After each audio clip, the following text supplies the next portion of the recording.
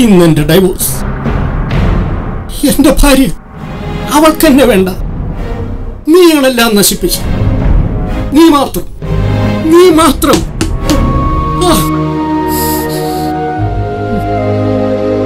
എനിക്ക് കുട്ടികൾ ഉണ്ടാകില്ലത്രേ. എങ്ങനെ? നീയാണെല്ലാം നശിപ്പിച്ചത്. നീ മാത്രമാണ് കാരണം.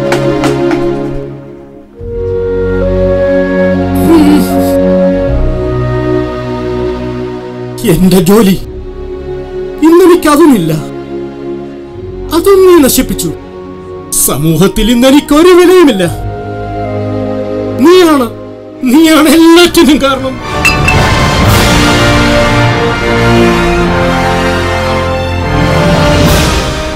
നീ ഒന്നും ചെയ്തിട്ടില്ല.